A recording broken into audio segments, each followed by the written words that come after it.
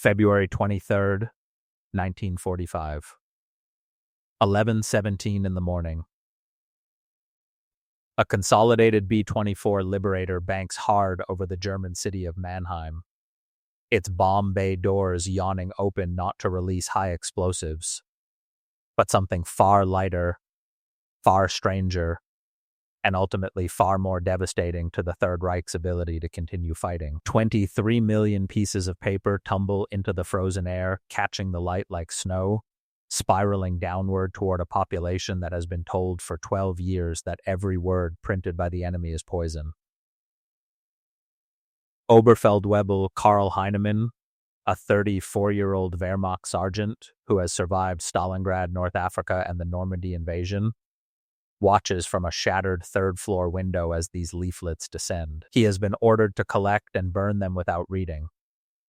He has been warned that possessing enemy propaganda carries a death sentence.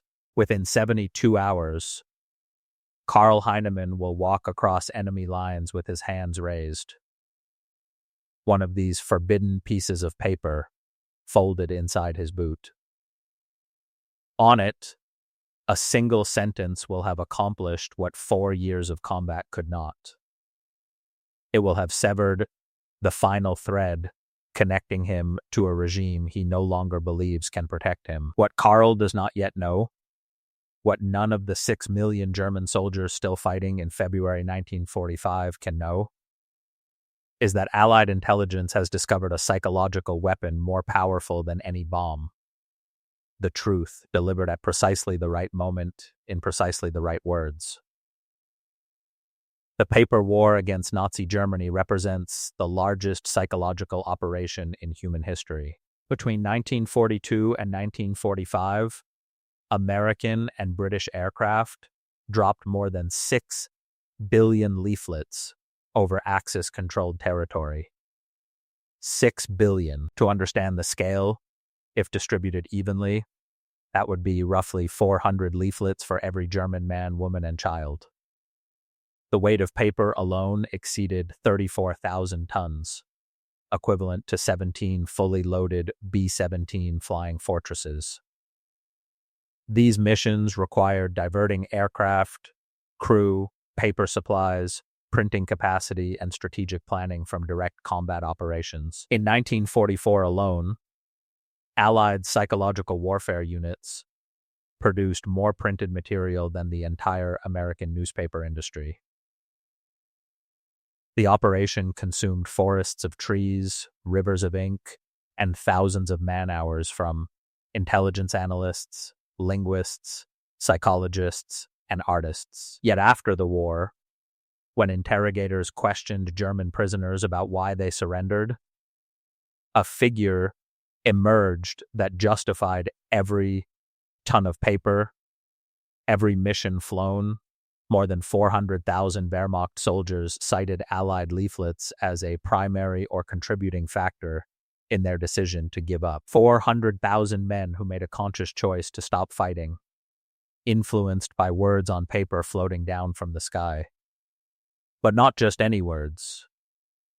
After years of failure and experimentation, Allied psychological warfare experts had discovered something profound about human psychology under extreme stress.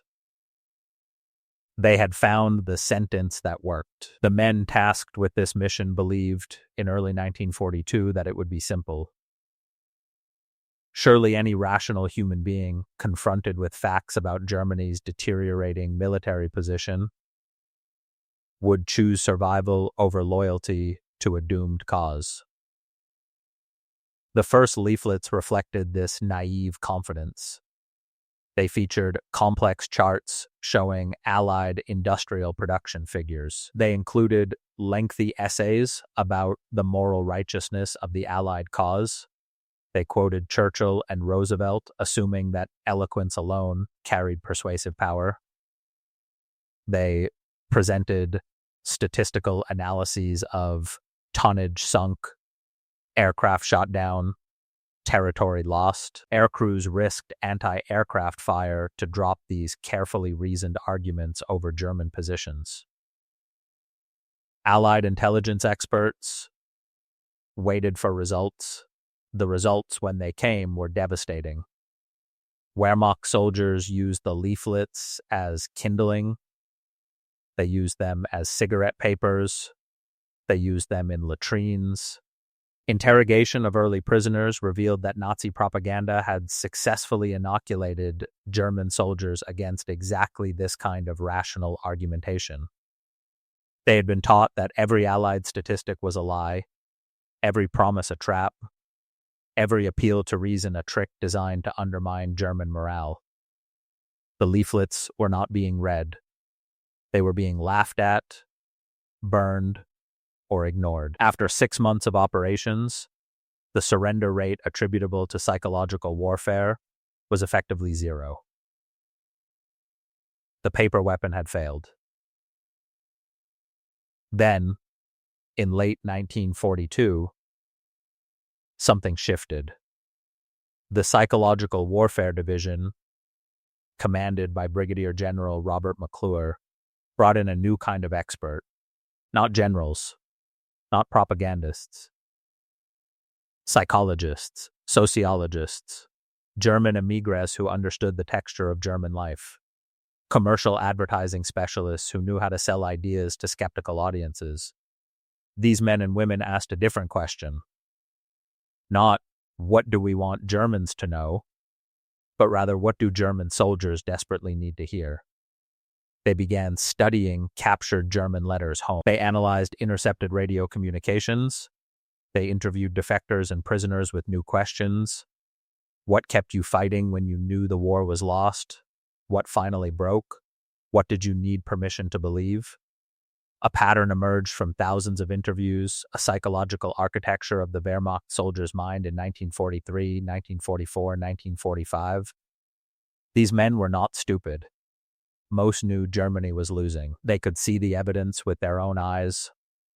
Retreating lines, supply shortages, casualties mounting, Allied air supremacy absolute. But knowing you will lose and choosing to surrender are separated by a chasm of fear. 3 fears specifically. First, fear of what the Nazis would do to them if they surrendered and were caught. Execution for desertion was common, public, and designed as deterrence.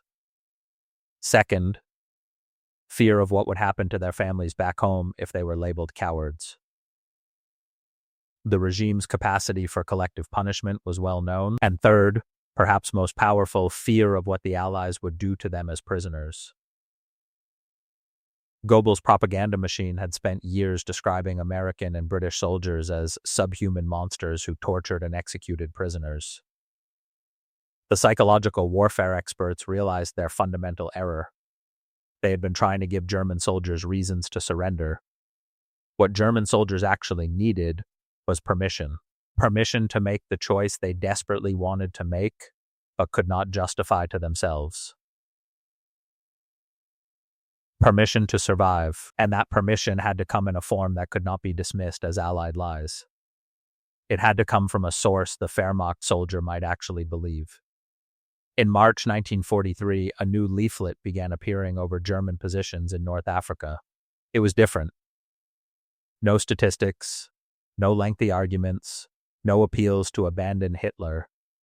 Instead, a simple document that looked official, bureaucratic, German. It was designed to resemble a military pass, complete with Gothic typeface and official-looking stamps. At its center, printed in clear, authoritative German, was a single sentence. Der Inhaber dieses Scheins ist berechtigt, sich ohne Waffen zu hören. Ist anständig zu behandeln. The bearer of this certificate is entitled to approach without weapons. He is to be treated decently. That was it. One sentence. But that sentence did something revolutionary. It transformed the leaflet from enemy propaganda into a tool, a physical object that could save your life. It reframed surrender not as betrayal, but as following legitimate procedures. It addressed directly the core fear, what will they do to me if I give up? And most brilliantly, it placed the promise in the form of an order to Allied troops, not a plea to German ones. The leaflet was not asking the German soldier to trust Allied kindness. It was showing him that Allied soldiers were ordered to treat him well. The difference was everything.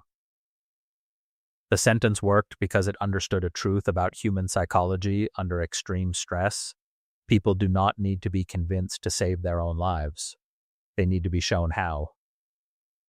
The so-called Safe Conduct Pass, officially designated by Allied command as Passierschein, began to appear in the pockets of surrendering German soldiers within weeks of the first drops. Initially, the numbers were small. 12 prisoners in Tunisia in April 1943 produced passes when captured, then 47 in May, then hundreds. Intelligence officers conducting interrogations noted a pattern. The soldiers did not talk about the leaflet's message convincing them to surrender. They talked about it giving them a way to surrender. One Obergefreiter captured near Kasserine Pass explained it to American interrogators with striking clarity. "I knew for months that the war was lost. I knew that I would die if I kept fighting, but I did not know how to stop fighting without being shot by my own officers or murdered by your soldiers when I tried to give up." Then this paper came from the sky. It was not propaganda. It was a procedure. I could follow a procedure. The testimony was filed in March 1943. By December of that year, thousands of similar testimonies filled Allied intelligence archives. The sentence had cracked something open, but the Psychological Warfare Division understood they had not yet perfected the weapon. The sentence worked, but it needed amplification, reinforcement, proof. What happened next transformed the Safe Conduct Pass from effective to devastating. Allied intelligence began a coordinated campaign to make the promise true in ways German soldiers could verify.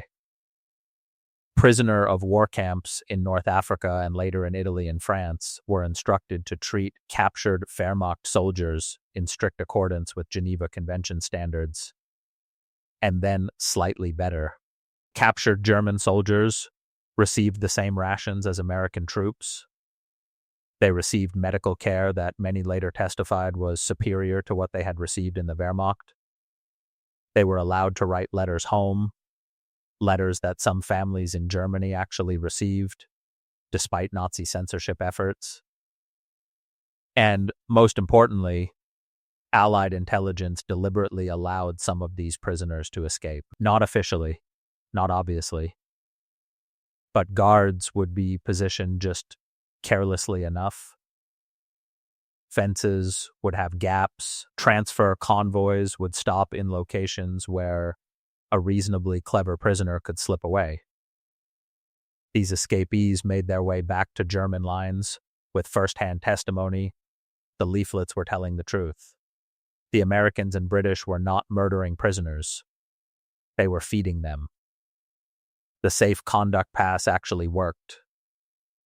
This information spread through the Wehrmacht like a virus of hope. It moved through the invisible networks that exist in any army, letters home that were read aloud to neighbors, conversations between units rotating from the front, whispered exchanges in field hospitals. German military intelligence was aware of the Safe Conduct Passes by mid-1943, and the regime's response revealed how seriously they took the threat. A directive issued by the Oberkommando der Wehrmacht in August 1943 discovered and captured documents after the war, specifically forbade soldiers from reading, possessing, or distributing Allied propaganda materials. The penalty, death, but the directive itself became proof that the regime feared the leaflets, which only increased their psychological power.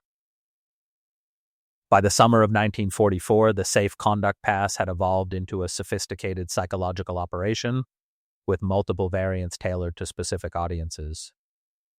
For Wehrmacht soldiers on the Eastern Front, facing the choice between dying fighting the Red Army or surrendering to the Americans in the West, leaflets included maps showing how to reach American lines. For U-boat crews, Special waterproof versions explained that submarine sailors would be treated as military combatants, not pirates, addressing a specific fear Goebbels had cultivated.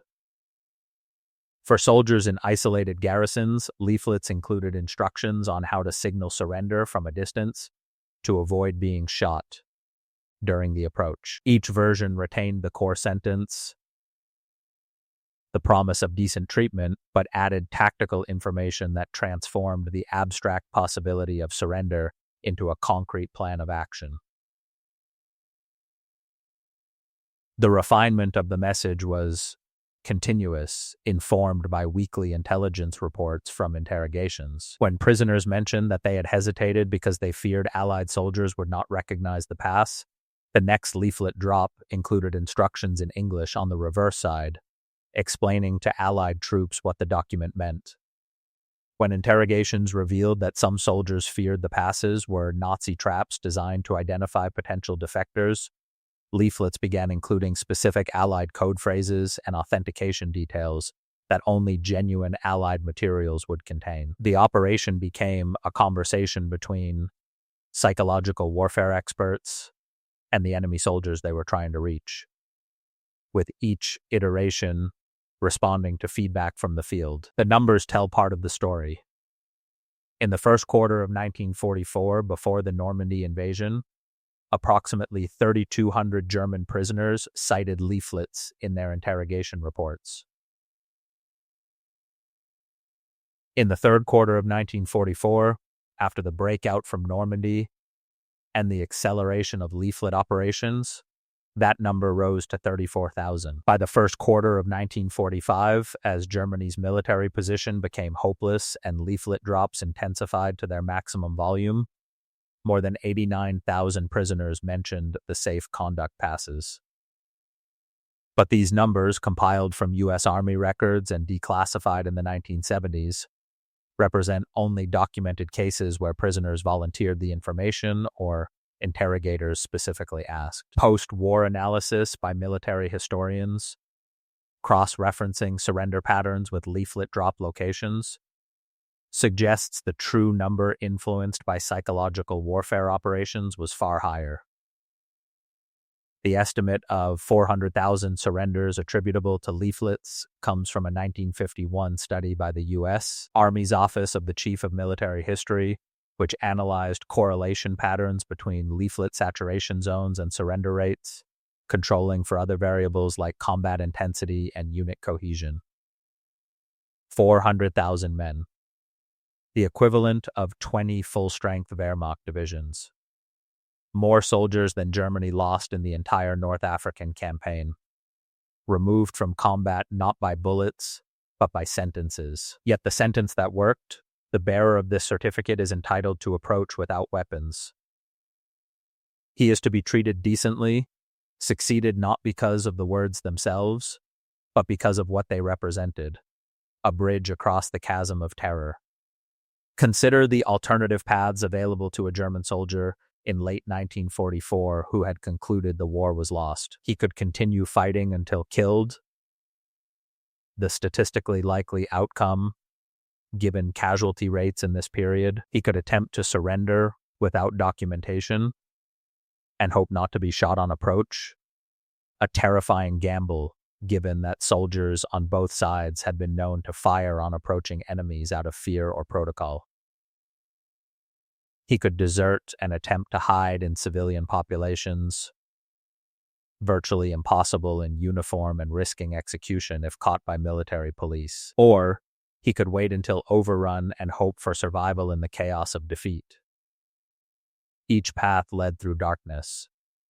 The Safe Conduct Pass offered a fifth path, a procedure with rules.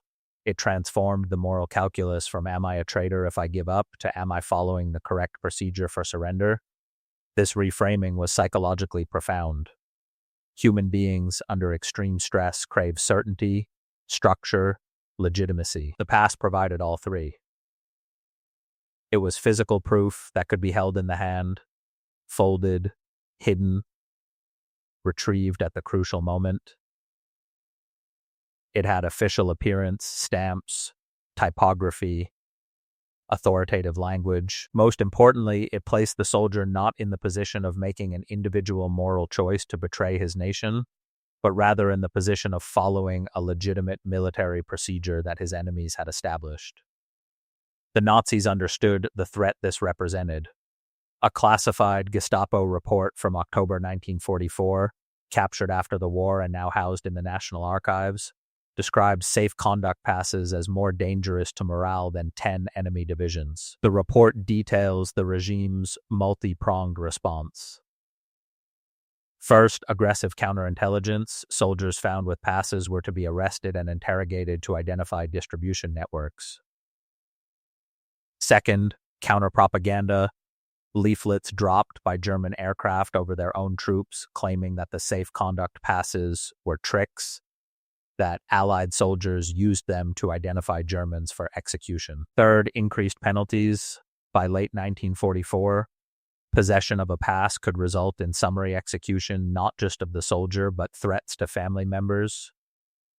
Yet, these efforts failed to neutralize the weapon, and internal Nazi documents reveal why. The counterintelligence effort was hampered by the sheer volume of passes in circulation. Millions of leaflets made comprehensive collection impossible. The counter-propaganda was undermined by the growing number of soldiers who had escaped from Allied captivity with stories of decent treatment, and the increased penalties, rather than deterring possession, simply increased the value soldiers placed on hiding their passes carefully. Interrogation records from early 1945 show soldiers creating elaborate concealment methods, sewing passes into uniform linings, hiding them in boot heels, even memorizing the text and destroying the physical document to avoid detection, while retaining the psychological comfort of the promise. But the paper weapon's effectiveness extended beyond individual surrender decisions. It created a broader corrosion of Wehrmacht morale that military historians have termed psychological pre-defeat. When substantial numbers of soldiers in a unit know that a safe exit exists, combat effectiveness deteriorates in subtle but measurable ways. Units with high leaflet exposure showed increased rates of equipment abandonment, slower response times to orders, higher incidences of self-inflicted wounds, and greater willingness to withdraw from positions under pressure. A study conducted by the U.S. Army War College in 1948, analyzing after-action reports from the European theater, found that Wehrmacht units in zones of heavy leaflet saturation demonstrated 23% lower combat effectiveness ratings than comparable units in zones without psychological warfare operations, even when controlling for factors like supply status, casualties, and strategic position. The safe conduct pass had created what psychologists call a cognitive alternative, a visible alternative future that made the present situation harder to endure.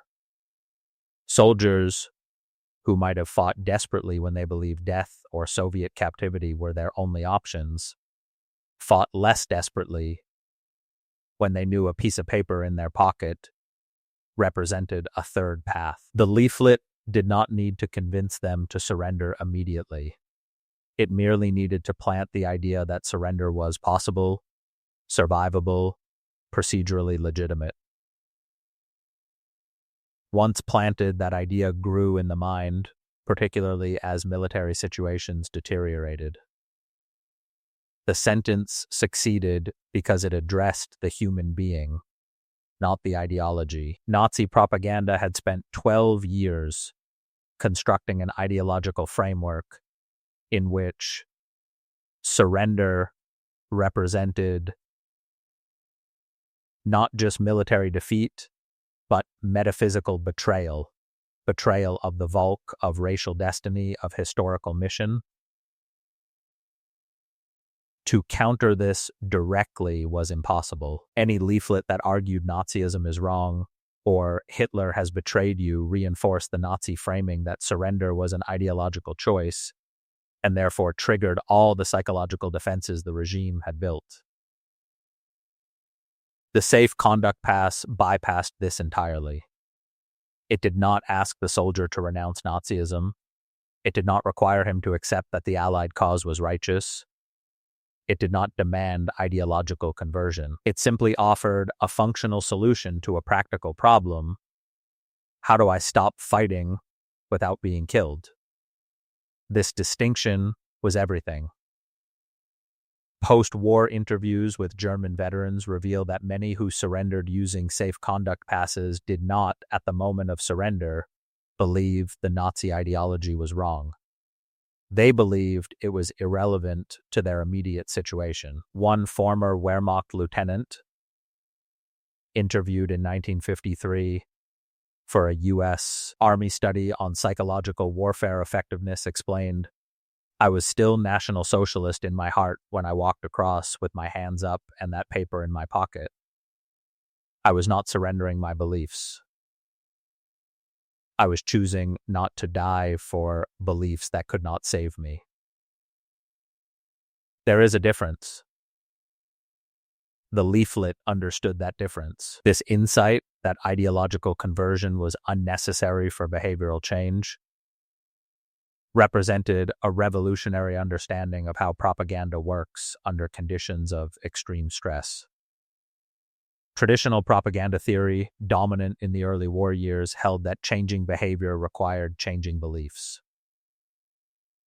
If you wanted someone to stop fighting for Nazism, you had to convince them Nazism was false. The Safe Conduct Pass inverted this logic. It changed behavior first and allowed belief to follow later, or not at all.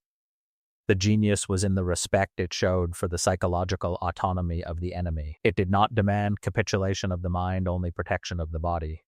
Many of the 400,000 soldiers who surrendered citing leaflets likely remained ideologically committed to various aspects of Nazi belief even as they walked into captivity. But they walked into captivity nonetheless. They stopped firing weapons. They stopped killing Allied soldiers. They removed themselves from the battlefield. From a military effectiveness standpoint, this was sufficient. From a psychological warfare standpoint, it was optimal because it reduced resistance to the message itself. A soldier could read the Safe Conduct Pass without feeling that he was betraying his identity by considering its offer. The autumn of 1944 saw the paper weapon reach its peak sophistication. As Allied armies drove toward the German border, leaflet operations coordinated with military advances in what intelligence planners called surrender maps. Areas about to be encircled would receive saturation leaflet drops days before the encirclement closed, giving soldiers time to locate and hide passes before surrender became militarily inevitable. The leaflets in these operations included increasingly specific tactical information. American forces will reach this position within 48 hours. If you wish to survive, move to the following coordinates during darkness. Carry this pass openly. You will not be harmed. These messages transformed Allied military planning from something soldiers learned about through combat into something they learned about through paper, creating a temporal space for decision-making that battlefield conditions normally eliminate. Wehrmacht soldiers trapped in the Falaise pocket in August 1944 reported after capture that they had known the pocket was closing not from their own officers, who maintained silence to prevent panic, but from Allied leaflets that accurately predicted the encirclement timeline. This intelligence advantage, knowing what was about to happen, gave the psychological leverage the Safe Conduct Pass needed to overcome the final barrier to surrender: the belief that one might still escape, might still survive without surrendering. When the leaflets proved accurate about military movements, their promise about treatment in captivity gained credibility through association. There was a specific variant of the Safe Conduct Pass designed for the final phase of the war that deserves particular attention, for it shows how far the Psychological Warfare Division had come in understanding their audience. By February 1945, Germany's position was objectively hopeless. The Rhine had been crossed, Soviet forces were approaching Berlin. No rational military analysis suggested any possibility of German victory. Yet Wehrmacht soldiers continued fighting, and the Psychological Warfare Division needed to understand why. Interrogations revealed a shift in motivation. In 1943 and early 1944, soldiers fought because they believed in victory or feared punishment for surrender. By early 1945, they fought because they feared what would happen to Germany after defeat. Goebbels' propaganda had successfully convinced many that Allied victory meant the complete destruction of Germany as a nation, enslavement, starvation, extermination. Within this framework, even a soldier who wanted to survive personally felt obligated to fight to delay the inevitable as long as possible, to give his family, his city, his nation a few more days of existence.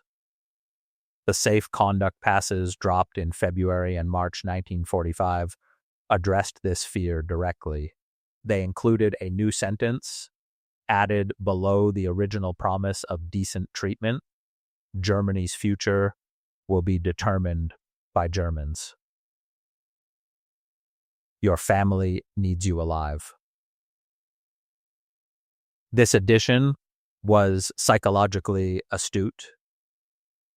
It acknowledged the soldiers' concern for collective fate rather than dismissing it. It suggested that German survival, both national and personal, depended on living Germans, not dead martyrs. And it reframed surrender not as abandoning Germany, but as preparing for Germany's future. The impact of this enhanced message was immediate and measurable.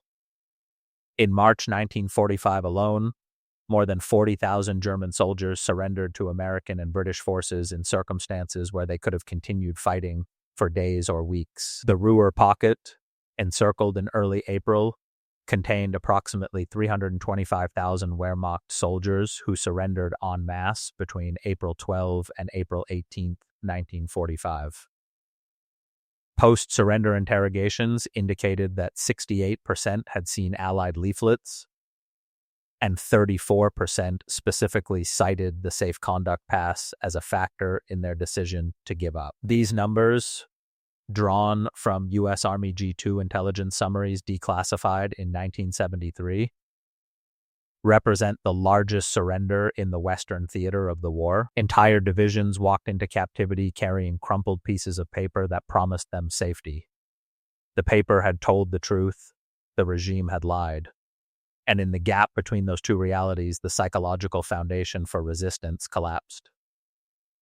Field Marshal Walter Model, commanding the trapped forces in the Ruhr, committed suicide rather than surrender, a true believer who could not accept survival within the new reality. But the men under his command made a different choice. They chose the sentence over the ideology. They chose the promise on paper over the promise of the Thousand-Year Reich. They chose to live. Yet the story of the Safe Conduct Pass is not simply a story of clever words defeating fanaticism. It is a story about the conditions under which human beings make impossible choices. The sentence worked not in isolation, but as part of a system that made the sentence true. The Allied commitment to treating prisoners according to Geneva Convention standards was not primarily humanitarian, though it was that. It was strategic. Every prisoner well treated became evidence that the leaflets told the truth. Every Red Cross parcel delivered, every wound properly dressed, every letter home permitted. These were tactical investments in the credibility of the next leaflet drop. The Psychological Warfare Division understood that the most effective propaganda is not propaganda at all, but verifiable truth delivered to people who have been lied to. Wehrmacht soldiers had been told for years that Americans were gangsters, that British were imperialists, that capture meant torture and death, when capture instead meant safety, food, medical care, and eventually repatriation. The cognitive dissonance was profound. The soldier who had been lied to about what would happen when he surrendered began to question what else he had been lied to about. The ideology that had framed his entire adult life became suspect not because someone argued against it, but because its most basic predictions about reality proved false. This is the deeper layer of the paper weapon's effectiveness. It created experiences that undermined the epistemological foundation of Nazi belief. Consider Private First Class Werner Kleemann, whose story was documented in extensive detail because he became a subject of a post-war U.S. Army study on psychological warfare effectiveness. Kleemann, age 19, was drafted in 1943, indoctrinated in Hitler Youth before that, a true believer in National Socialist ideology. He fought in Normandy, was wounded in the Falaise pocket, recovered, and was sent to defend the Siegfried Line in February 1945. On February 26, an Allied leaflet drop deposited safe conduct passes across his unit's position. Kleemann, adhering to orders, collected them to burn. But he read one first. He kept it. He did not decide to surrender, but he kept it. For 3 weeks, that paper remained in his possession as his unit fell back across the Rhine, as casualties mounted, as supplies disappeared, as the military situation became obviously hopeless. On March 17, American artillery began a sustained barrage of his position. His commanding officer ordered a counterattack that Kleemann knew was suicidal. In that moment, he made the choice. He reached for the paper, showed it to 3 other soldiers in his squad, and walked toward American lines with his hands raised and the pass held visibly. American soldiers, recognizing the pass, held fire. Kleemann and his companions were taken prisoner, processed, fed, and interned in a POW camp in Belgium. In interviews conducted in June 1945, Kleemann was asked what changed his mind. His answer is preserved in the archives. The paper did not change my mind. I still believed, even when I walked across. But the paper changed what I believed was possible. It made survival possible. Once I knew I could survive, I could not convince myself to die. That testimony captures the essence of why the sentence worked. It expanded the horizon of possibility in a situation that Nazi ideology had deliberately constrained. The regime's power rested partly on convincing soldiers that their only options were victory or death, that the enemy offered no alternative, that surrender meant the end, not just of their own lives, but of everything they valued. Within that framework, fanatical resistance made psychological sense. If you will die either way, die fighting. The Safe Conduct Pass broke the framework. It presented evidence, physical, holdable, verifiable evidence, that a third option existed.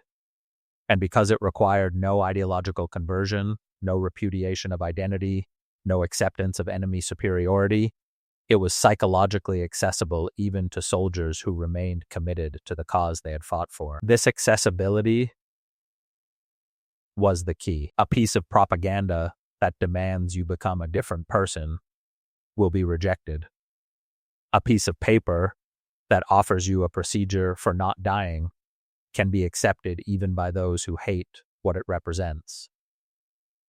Many of the soldiers who used safe conduct passes to surrender despised the Allies, despised themselves for surrendering, remained convinced that Germany's cause was just. But they surrendered nonetheless because the paper made it possible to separate belief from behavior, conviction from survival.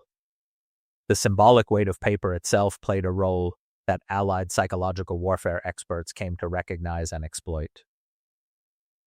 In a military culture built on verbal orders, hierarchical authority, and immediate obedience, written documents carried special power. A written document could be produced to justify actions, to demonstrate legitimacy, to prove that one had followed correct procedures.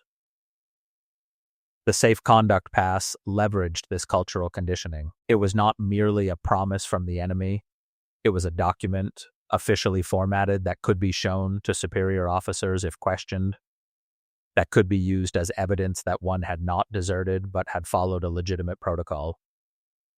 Several interrogation reports include soldiers explaining that they showed their passes to German officers before surrendering, essentially seeking permission through the authority of the enemy's written document. The psychological mechanism here is complex. The paper allowed soldiers to maintain their self-conception as rule followers, even as they violated the most fundamental rule. I was not deserting. I was following the procedure described in this official document. The absurdity of seeking legitimacy from enemy paperwork apparently did not undermine its psychological utility. The human need for procedural legitimacy exceeded the rational recognition that the enemy's procedures were not binding on Wehrmacht soldiers. In the final month of the war, as Germany disintegrated, the safe conduct passes took on almost talismanic significance. Soldiers who had carried them for weeks or months through multiple battles and retreats described them in quasi-religious terms in post-war interviews. One former Obergefreiter, interviewed in 1952, said, "I did not believe in the paper. I believed in what the paper represented, that somewhere in this war of absolute destruction, there remained a space for mercy, for procedure, for civilization. When everything else was chaos, the paper promised order. That promise was worth more than whether I trusted the enemy who made it." The Allied psychological warfare specialists who crafted the Safe Conduct Pass had not intended to create a symbol of hope in civilizational continuity. They had intended to create a functional tool for reducing enemy combat effectiveness. But the gap between intention and reception reveals something important about communication under extreme conditions. People receive messages not as their creators intended, but as their own desperate needs require. The Wehrmacht soldier in April 1945, watching his nation collapse, his ideology crumble, his military situation become hopeless, needed the Safe Conduct Pass to mean more than it said. He needed it to mean that the world would not end, that procedures still mattered, that some basic human decency survived the machinery of total war. And because he needed it to mean that, it could mean that, regardless of whether Allied psychological warfare experts had intended that meaning. The final leaflet drops occurred in the first days of May 1945. By then, German military resistance had largely ceased, though isolated units continued fighting in ignorance of the broader collapse or in fanatical devotion to a lost cause. The safe conduct passes dropped in these final days were almost superfluous. Most soldiers no longer needed permission to surrender, as their commanders were surrendering entire formations. Yet the drops continued until May 7th, the day before VE Day, a testament to bureaucratic momentum, or perhaps to the symbolic importance the operation had acquired. The last recorded instance of a German soldier using a safe conduct pass to surrender occurred on May 6, 1945, in Bavaria, when a 17-year-old Volkssturm militiaman walked into American lines carrying a leaflet he had kept hidden since March. He was still wearing his civilian clothes under a military jacket. He was given food, processed as a prisoner, and released to return home within 3 weeks. His war had lasted 9 weeks. The piece of paper had saved his life. Multiplied by 400,000, that sentence, the bearer of this certificate is entitled to approach without weapons. He is to be treated decently, had saved an army's worth of lives, German and Allied both. Every soldier who surrendered was a soldier who stopped firing. which meant fewer Allied casualties, shorter engagements, faster advances. The sentence was a weapon, but it was a weapon that saved lives on both sides. In the decades after the war, historians and military analysts studied the Safe Conduct Pass operation as a case study in effective psychological warfare. What emerged from these studies was a set of principles that have influenced military psychological operations ever since. First, credibility is everything. Propaganda that makes false promises destroys its own effectiveness. The Safe Conduct Pass worked because Allied treatment of prisoners made it true. Second, understand your audience's actual needs, not what you assume they need. German soldiers needed permission and procedure, not ideological conversion. Third, lower barriers to behavior change. The pass required no repudiation of identity, no acceptance of enemy superiority, just a choice to survive. Fourth, provide concrete tools, not abstract arguments. The physical pass was something that could be held, hidden, shown, a tangible bridge across the gap between ideology and survival. Fifth, coordinate message with action. Leaflet drops timed to military operations, surrender procedures clearly explained, promises visibly kept. These reinforced each other. Sixth, respect the complexity of enemy motivation. Soldiers are not simple propaganda targets, but human beings making impossible choices under extreme pressure. Messages that acknowledge that complexity are more effective than messages that oversimplify. These lessons have echoed through every subsequent conflict. In Korea, in Vietnam, in the Gulf War, in Iraq and Afghanistan, psychological operations have dropped leaflets promising safe treatment to enemy soldiers. The specific sentences vary, the languages change, the military contexts differ, but the core insight remains. Human beings in combat need permission to survive, and if you give them that permission in a credible form, substantial numbers will take it. The Safe Conduct Pass of World War II established the template. Not all subsequent operations have been as effective. Credibility is difficult to maintain when treatment of prisoners is questionable, or when the enemy has not been conditioned by years of obvious lies to distrust their own regime. But the principle endures. Words at the right time, in the right form, delivered to people under extreme stress, can change behavior as effectively as weapons. The sentence that worked in 1944 and 1945 worked because it understood something fundamental about human beings that transcends ideology, nationality, or historical moment. When given a choice between dying for a cause and surviving with dignity, many people will choose survival if you make survival possible. Perhaps what endures most powerfully from the story of the 6 billion leaflets and the one sentence that made 400,000 surrender is what it reveals about the nature of belief under pressure. The Wehrmacht soldiers who kept safe conduct passes hidden in their boots and uniform linings were not cowards. Many had fought with extraordinary bravery for years. They were not traitors. Many remained convinced of their cause's righteousness even in captivity.